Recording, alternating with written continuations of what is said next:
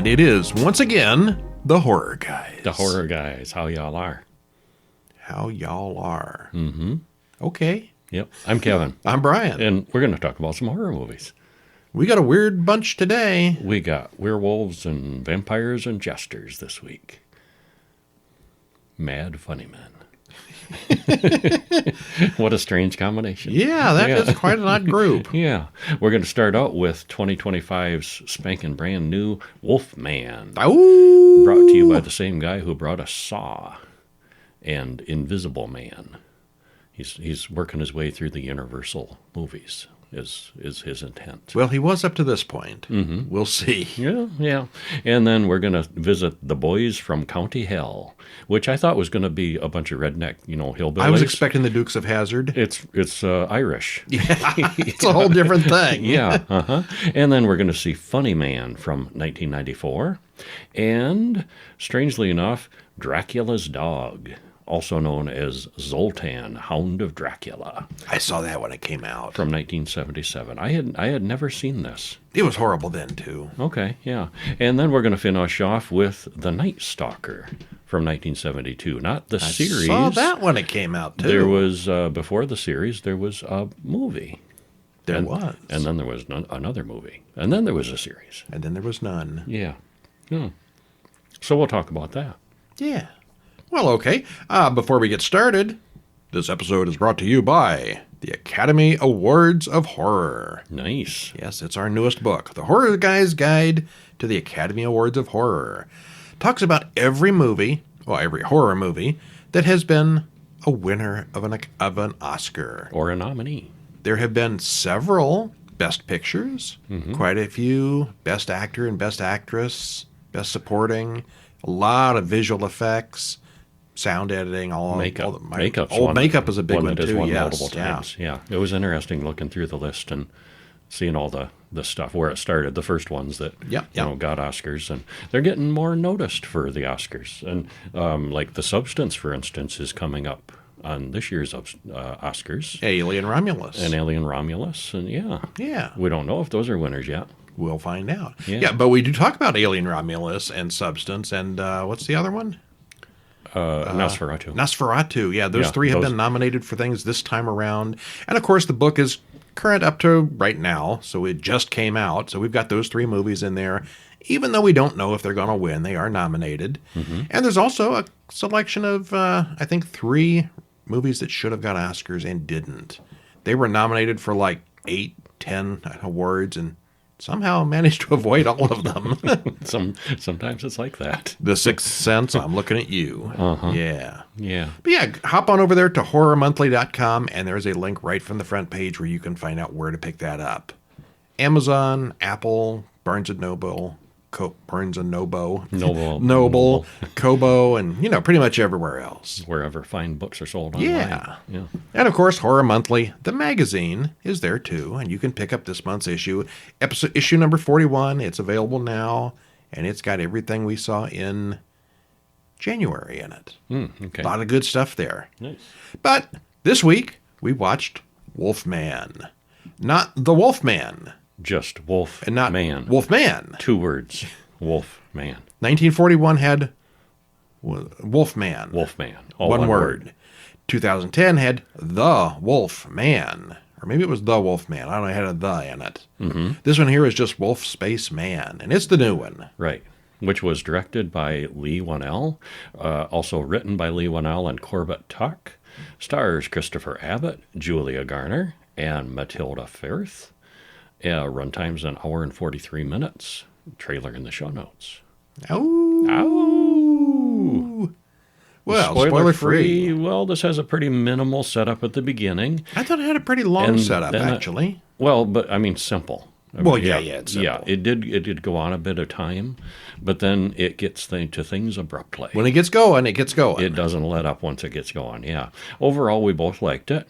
It's kind of similar to other werewolf movies to be, a little comforting and familiar, but it throws in some different things, some different aspects too. See, now we didn't like Nosferatu because it was the same old story with not much new going on. This had some. This takes the same old story, but it adds a new spin. Mm-hmm. It mixes up enough to be interesting, different. Yeah. Yeah. Now, there's one complaint I've got about this movie. Only one? One major complaint. Before it came out, there was this picture, I don't know, some press thing where this guy was in this horrible Wolfman mask, and people said, that's just Fright Nights ridiculous. at Nobody Universal looked. Studios, I think it was. Yeah. That's just horrible. That monster can't possibly look like that. That's just some kind of a lazy joke. The monster did kind of look like that. A little bit, yeah. It's a big, dirty, hairy man. Yeah, yeah. Uh-huh.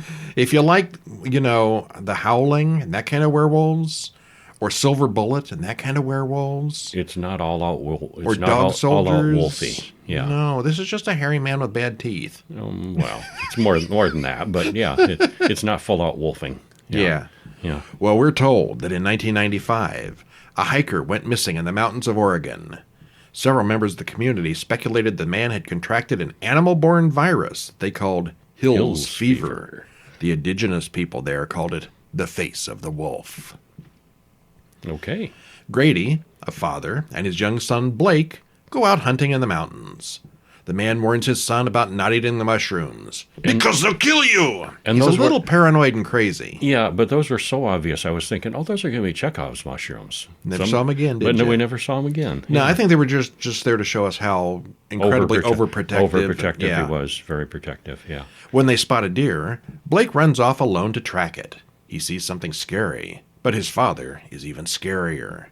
He's maybe overprotective to the part of abusive. Almost. They hear something roaring out in the trees and hide in a deer blind. It's all very tense as the creature climbs up the side of the deer blind, but it eventually leaves. And that was a cool tension building, too. You can see it breathing. You could see its breath steaming up. Yeah. As it closes in. Well, Blake and his father go home, and then Grady calls a friend on the radio. I saw it. The face of the wolf. It's real. All right. Well, 30 years later, we see grown-up Blake and his daughter Ginger in the big city. His wife Charlotte comes in with Blake's father's legal paperwork in the mail. Blake has inherited Grady's estate after Grady has finally been declared deceased. Yeah, he went up missing a long time ago. We don't know how long, but how long does it take to get somebody declared dead? I want to say 7 years. I'm not positive of that. That sounds right to me. Later developments in the movie had me wondering about that. Because 7 years is a long time for this. Yeah, yeah. But anyway, Blake hadn't spoken to his scary father in years, and he regrets that now. Blake and Charlotte are having some marital issues, and he wants to work harder to work that out. He suggests that the whole family pack up and go to Oregon and spend the summer on the family farm. Okay. And sounds Charlotte's like a good plan. You mean the country?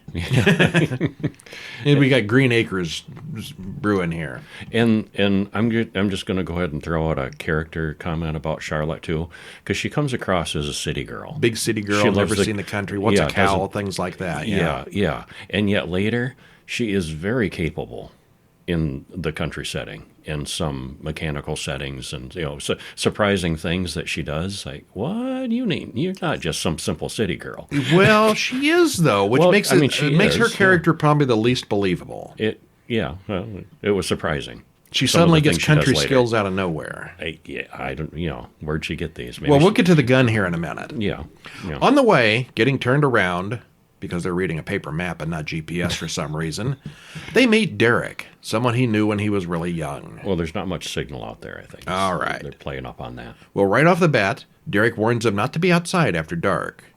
Charlotte doesn't like Derek because he was a gun. He has a gun with him. He was out hunting. He was in his own deer blind. He's a country guy. He's a redneck. He's got the gun.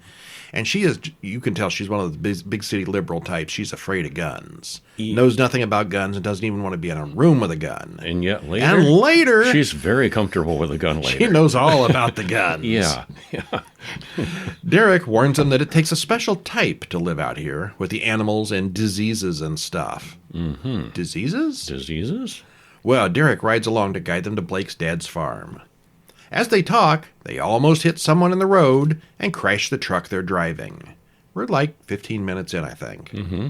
The truck comes to rest, stuck in a tree on its side. It's all very tense, even more so when a strange animal comes out of the wood, scratches Blake, and drags away Derek's unconscious body after ripping his belly open.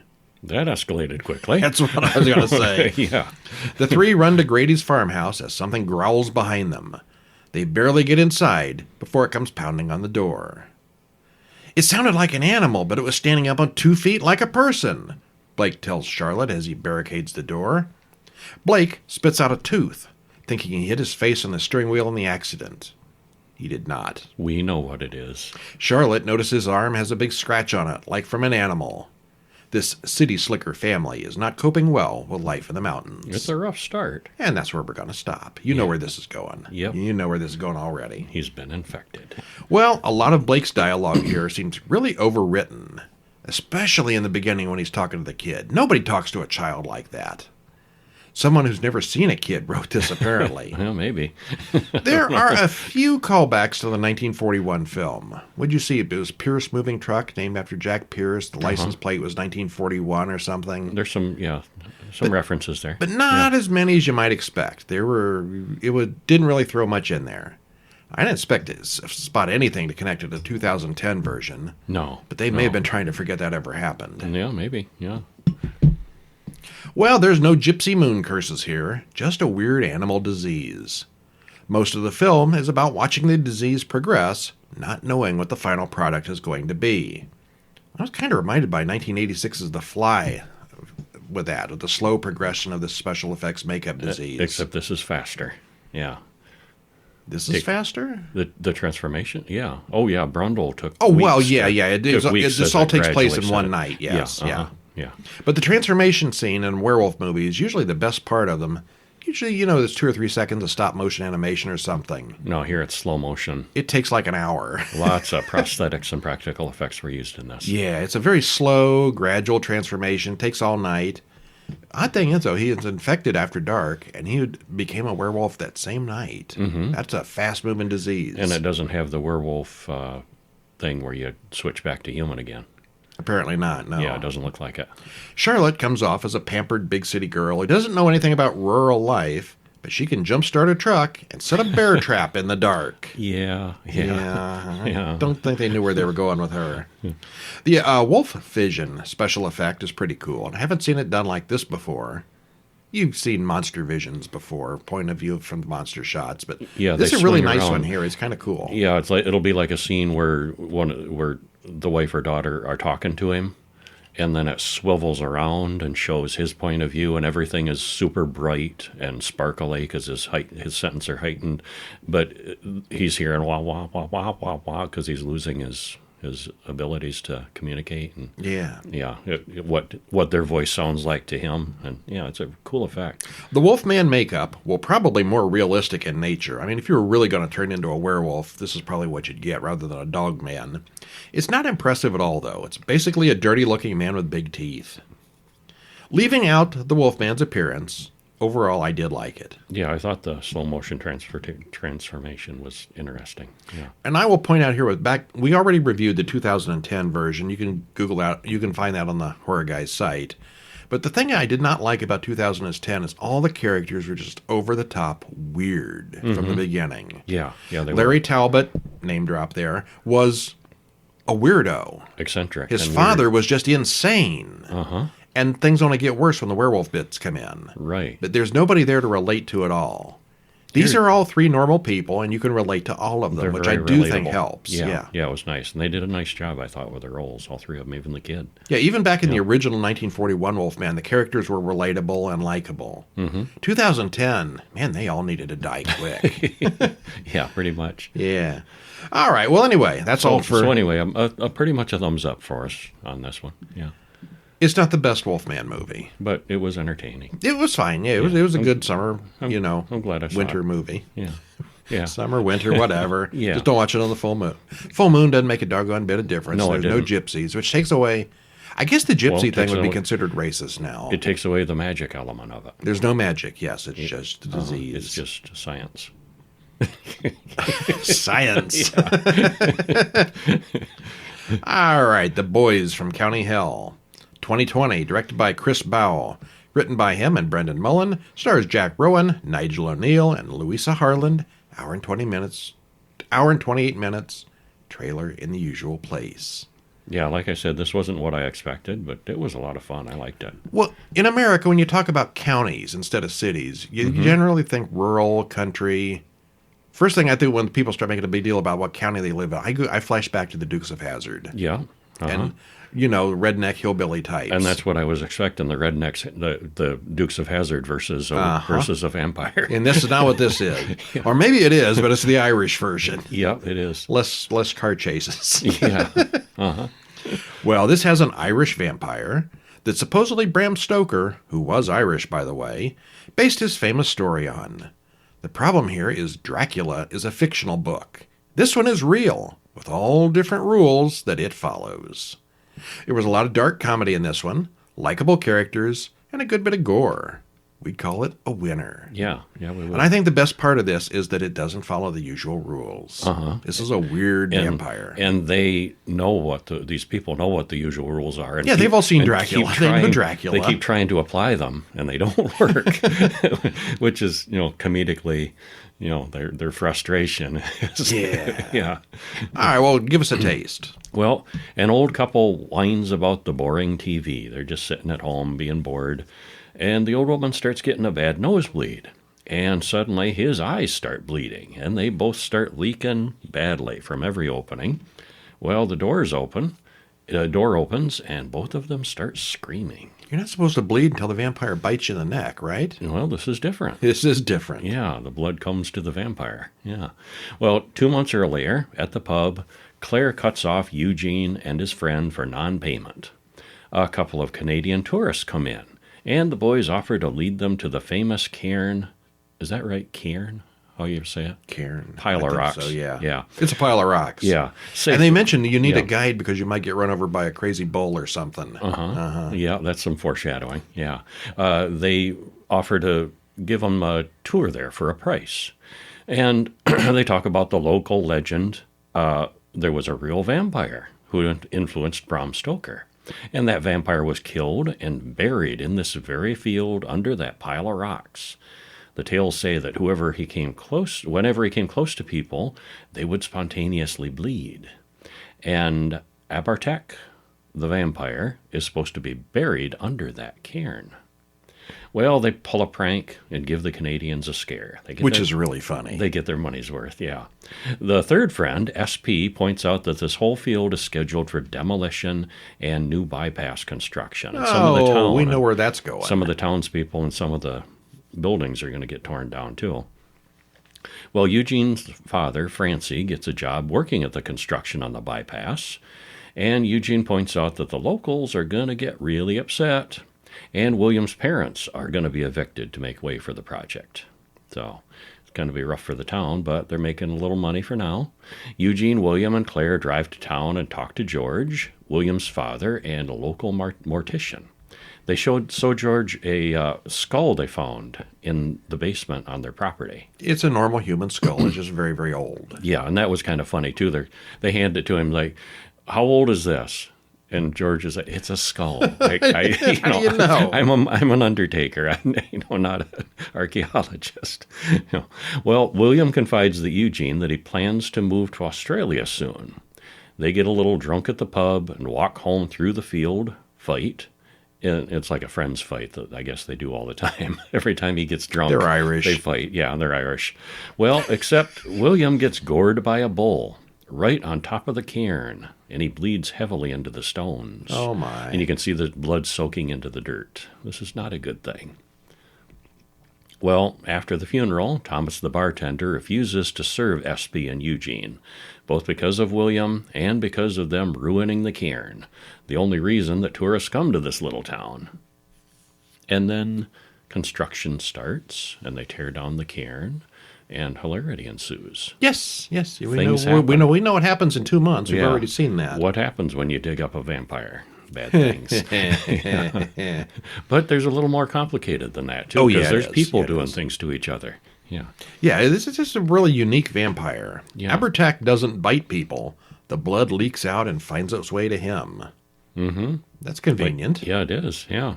It's a whole new vampire story where the regular rules don't work. The story about Abartek being the inspiration for Bram Stoker to write Dracula is actually said to be true. It's a new take on vampires. There's a lot of humor here. Mm-hmm. Overall, I liked it. Yeah, me too. I think I avoided this for 4 or 5 years because of the redneck angle. I did not really want to see that. And we were wrong. And it wasn't that at all. I think I might put this as my favorite of the week. I might. Well, I have to pick a enjoyed- different one for nostalgia reasons, but I think this is probably the best, the one that holds up the best. Are you going with the Night Stalker Yes. for nostalgia Yes. reasons? Yeah, that's it. That is great. All right, well, we're going to take a little trip back in time to 1994, where we watch Funny Man. And we watched this because Christopher Lee was in it. I had never heard of this before. I had never either. And I'm amazed this didn't get a whole franchise. Mm-hmm. Yeah. Yeah. It's perfect for it. Yeah. Written and directed by Simon Sprackling. Stars Tim James, Christopher Lee, and Benny Young. Hour and 33 minutes. Trailer. Oh, you can watch the entire thing on YouTube. It's not a trailer. Uh-huh. Watch it on YouTube. And you should. Yeah. And Well, watch a little bit of it. You'll either love it or you'll hate it. Yeah. It's an awful, awful movie, but it is very funny. it reminded me a little bit of The Wishmaster. Reminded Here me a and little there. bit of Terrifier. A little bit of Terrifier. Yeah. Uh-huh. Yeah. Well, spoiler free, this was completely stupid and utterly funny. We kept watching it thinking, oh, this is awful, and then laughing out loud at the humor in it. It's really British. It's spoofy and cartoonish and violent and graphic and raunchy and very weird. Watch it more for the comedy than the horror. Mm-hmm. Although there's a lot of gore and horror in it. We sort of give it a thumbs up. Sort of. Yeah. Well, it's said that it was intended, they started out making it a serious movie. But things the, happen. The guy playing Funny Man was so good and so good at improving that they just went with him doing his thing and utterly weirdness. And yeah. Well, let me tell you right now, if you like Art the Clown and Terrifier, him being a mime and a clown and being silly but terrifying at the same time. And having, well, and like the Wishmaster where he had absolute power. Yeah, he can do You know, kind of anything. So kind of combine Art the Clown with somebody omnipotent. And I would be willing to bet money they took this guy as an inspiration for Art the Clown, though. I wouldn't be surprised if they Very did it. similar characters. Yeah, it's along the same lines. This guy talks, though. A little bit, yeah. Yeah. Well, we open on a high-stakes poker game, and the men playing aren't too happy with their hands. Max bets $50,000 on his hand, and all the others fold except for Callum, the old man in the white suit, Christopher Lee, who puts up the key to his priceless ancestral home. It's a $950,000 raise in the stakes. But Max has the joker, so he wins. Callum Chance is creepy and makes a threat. You're going to regret winning. And that's Christopher Lee. Yeah, credits roll. While Max, his wife Tina, and their children go to their new mansion in the country. There's a game room, and we hear Callum's voice talking about a creepy game that Max has only just begun. Elsewhere, John Taylor, a musician and Max's brother, stops to pick up a hitchhiker on the way to London. He takes too long picking up the one hitchhiker and ends up picking up 4 of them. But you gotta wonder with this It's group. the Scooby Gang. It certainly is. They did. Oh, they clearly Yeah. picked up on the Scooby Gang. Yeah. They're And you're going to have to figure out which character's which, but it's not too hard to pick out a couple of them. They're all there. Yeah. Yeah. Max and Tina talk about Jamie and Harry having nightmares. She doesn't like this old castle and wants to go home to L.A. Max agrees to find a hotel once Johnny gets there. Meanwhile, little Harry looks at a court gesture picture in the stained glass window, and we see something breaking up through the floor somewhere in the house. Uh-oh. Well, little Harry and the funny man play together. Tina walks into the Love Gallery, a room as weird as it sounds. Yes, it is. That's something. Well, the funny man comes up behind her, and she wonders what she's been smoking. She backs out of the room slowly and then screams. But then she finds out the room isn't as easy to leave as she had hoped. And he eventually beats her to death with a club. Because that's how he operates. Oh, right then. He tells some jokes first, though. Yeah. He makes it funny. Jamie plays Game Boy in a room. This was the 90s, after all, so it was an actual Game Boy. Mm-hmm. Not seeing the funny man dancing around behind her. The funny man then fries her with battery cables. Max gets high and plays with a deck of cards that are all jokers. Johnny shows up with his hitchhiking friends, and the psychic commando, one of the hitchers, senses something is wrong in the house. She does, however, release an ultrasonic scream that makes everyone cover their ears. Yes, it's not just the funny man who's a comic book. She then shoots up with some kind of drug, which annoys Johnny. The other three Scoobies want to go out and leave her here, but Johnny says they can't leave without her. Thelma, not Velma, Thelma, says psychic abilities are real before exploring the house to find Max's family and the psychic woman. Fred and Shaggy take a walk around and talk about how weird the whole situation is. Meanwhile, the funny man is outside, peeing all over Johnny's truck. The funny man then plays soccer with someone's severed head. Ew. I think we'll stop there. And then other things happen. Oh, lots of things happen. Yeah, they do. Yeah. Doc! What? Where? Where? Yeah, best line of the movie. Well, fans of Art the Clown from the Terrifier series would love the funny man. I wonder if Damien Leone took any influence from this. There's even a bit of resemblance between the two characters. A little bit, yeah. As you said earlier, this was intended to be a full-on horror film, but Tim James's character evolved during production, and as the filming progressed, they ignored the script more and more. Supposedly, a lot of the crew were on drugs during the creation of the film, and it shows. Believe that. It shows a lot. I could totally believe that. As you might expect, it's kind of disjointed and all over the place thematically. Christopher Lee filled his tiny role in a single day. He probably had no idea what the rest of the film was going to be. Yeah, it would have been edited in afterward. Yeah, he's in the first scene with the gambling, and then does a couple line of off-screen narration elsewhere in the film. And at the very end, he makes an appearance again. Yeah, it's a very minor role. The four hitchhikers actually were based on the Scooby Gang, and the Thelma character is so obvious that it's hard to miss the similarities. Oh, yeah. The funny man's mask and the design is really good. I'm surprised he didn't get a whole franchise. They totally could have. I think maybe it was just a little too silly. Well, like that stops them. Some of the characters here have accents that are a little hard to follow as an American viewer, but it's easy enough to tell what's going on. Actually, the sets and the costumes are both very low budget looking, but completely appropriate to the story.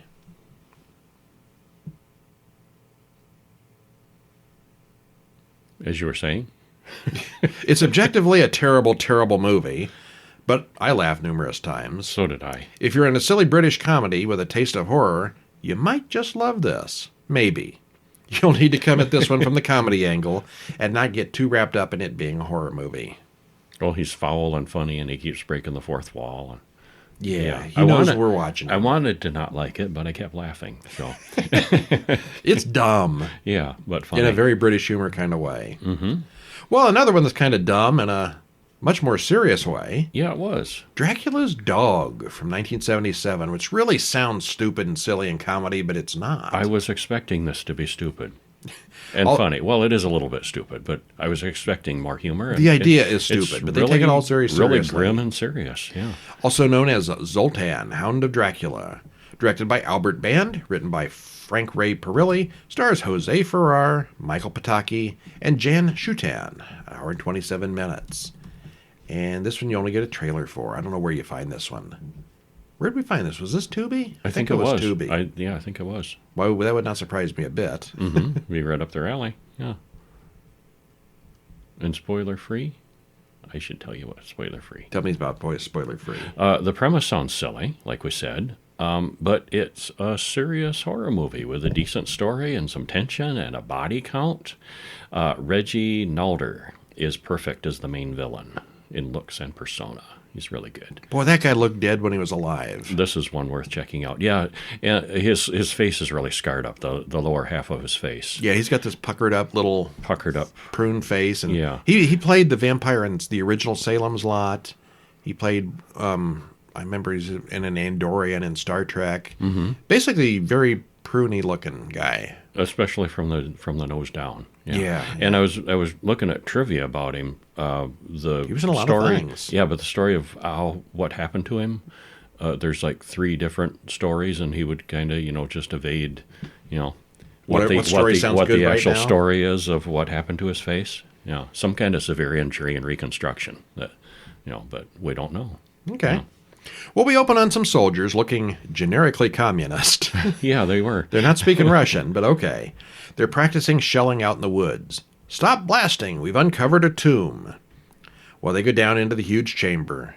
There are various crypts of members of the Dracula family. There's like Bob Dracula, a bunch of people down there. They post a guard and leave for the night. Sometime during the night, there's an earthquake, and the guard hears noises in the chamber. 2 of the tombs open and coffins slide out.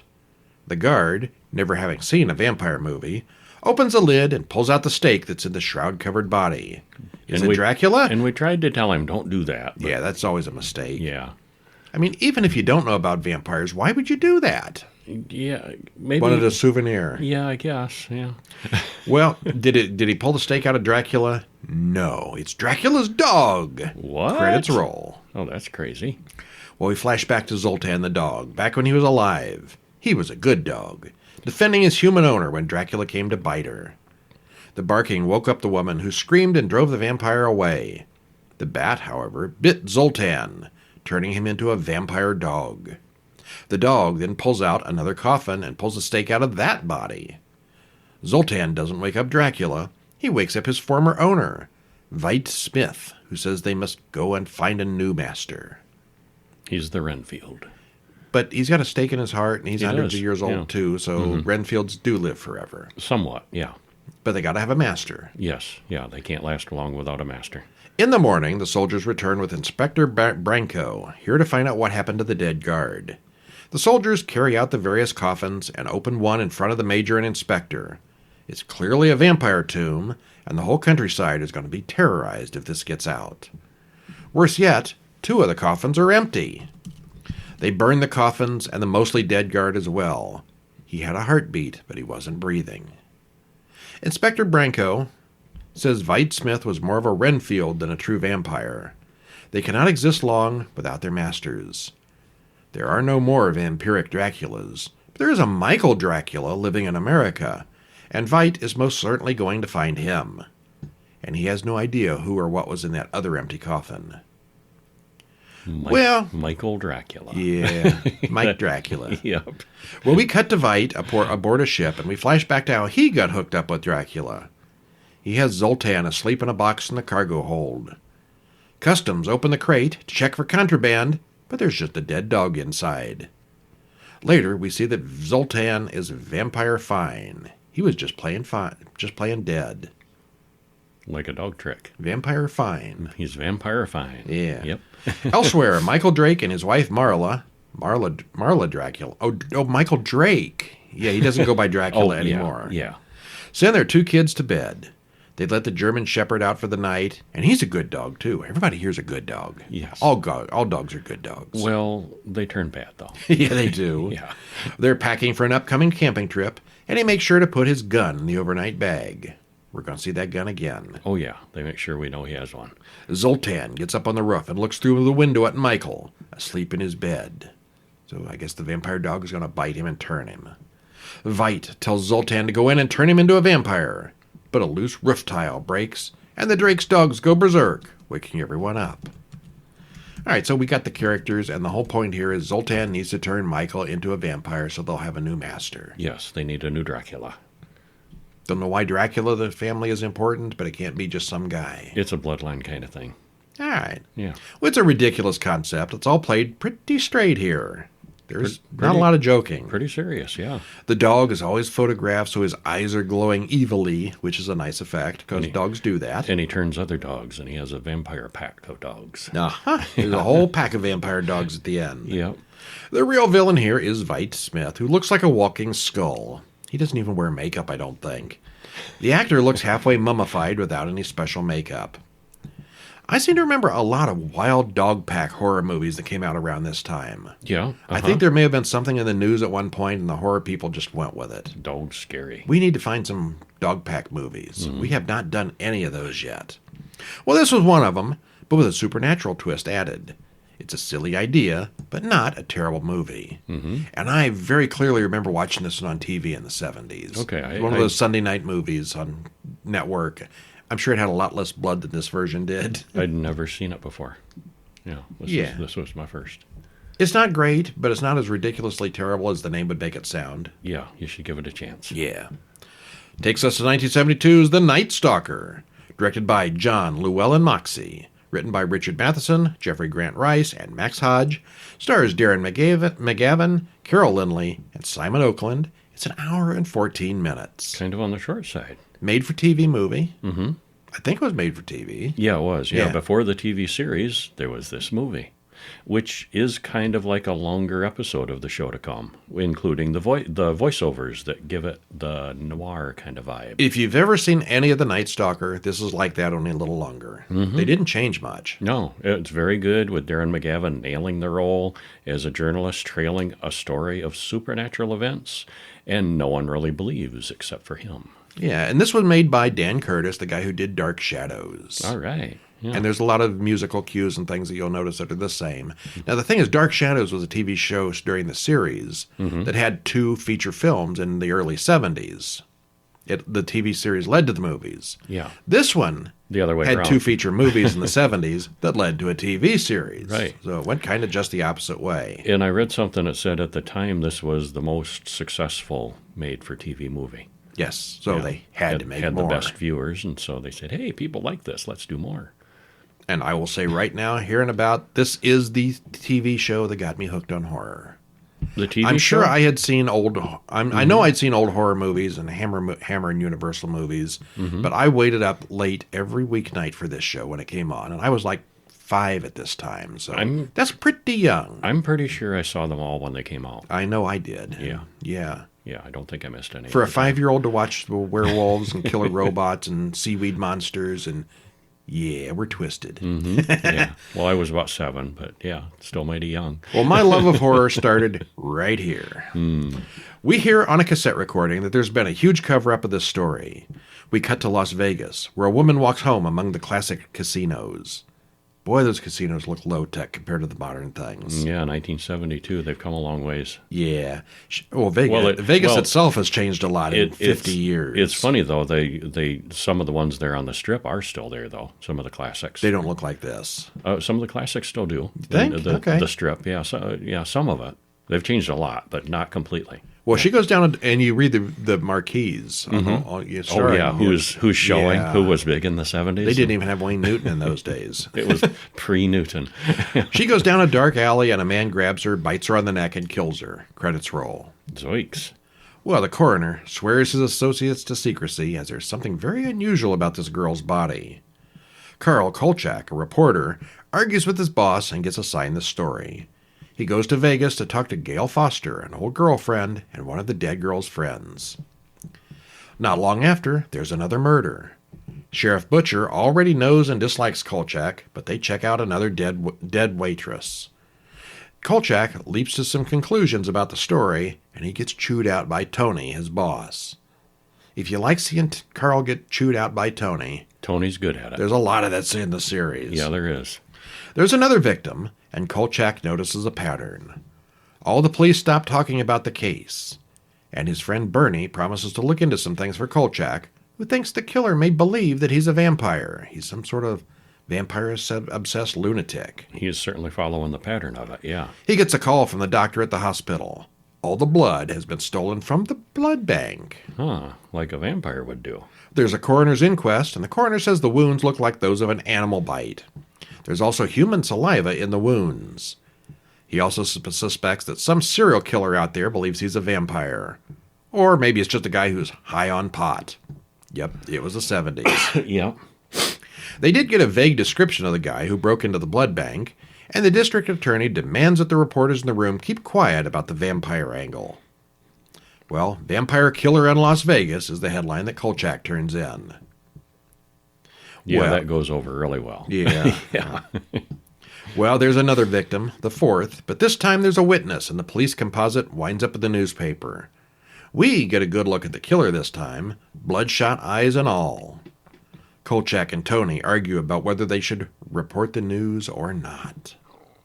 It's crazy, and it'll scare people, but we have the need. We deserve to do this. You The probably people should deserve to report know. in the newspaper that there's a vampire terrorizing the town. You could say that there's a lunatic basing his murders on a vampire. Yes, that would be totally acceptable. I don't know Yeah. how that helps anybody, but at least it's true. Well, be careful walking alone at night and so forth. Yeah. And hilarity ensues. Yeah, things happen. The vampire here is just a guy with fangs and bloodshot eyes. He doesn't turn into a bat or anything like that. He's real strong. He never speaks, though, which adds a lot to the mystery. You gotta wonder what this guy's daily life was like. He's hundreds of years old. Could he not speak? Maybe he lost the ability to. Don't know. We don't know. Yeah. Half the story is Kolchak fighting against the authorities who just want to hush up the truth and protect their own image. 1970s, late 60s, down with the establishment. Kolchak is right there. You betcha. This was the original influence behind the creation of the X-Files. I can't think of the X-Files guy's name right now, but he has admitted that this was a big... Mulder. Yeah. No, the director, the writer. Oh, okay. Yeah, that guy. That guy, yeah. Yeah, I'm blanking But on his name, too. he has many times credited this as his inspiration. Carter. Yeah, Chris Carter, right. Yeah. And dozens of other supernatural TV series based on this as well. This was a standalone movie, and it did really well. Leading to a second movie, which we maybe just might watch for next week. We might. And an eventual TV series, along with a failed reboot in 2005. You watch any of that 2005 series? I did not, no. It was kind of awful. Darren McGavin wasn't in it. No, I think he made an appearance in the pilot, but not really. No, it's a young guy. Tried with a new cast. No, I never saw any of it. We should try it. I want to say it was Rufus Sewell. Okay. But it maybe just somebody who looked like him. I don't remember. You're going to look it up, though, right? I'm going to look it up while you talk. Yeah. Well, I remember watching it when it first came out, and I caught it in reruns every couple years, and it's a huge reason why I got addicted to horror stories. Why I have not done a book on this yet, I do not know. I bet there's going to be one eventually. So who was in the 2005 Night Stalker? Oh, there it is. Stuart Townsend. Oh, yeah. Yeah. He's the main guy. The vampire, what was he in? Queen of the Damned. Yes. Lestat. And other things. The lesser Lestat. And Gabrielle Union. I don't know who that is. An actress. Okay. All right. So if you want some old-time nostalgia that probably doesn't really hold up that well today, I don't know. Maybe it does. What do you think? I think it holds up.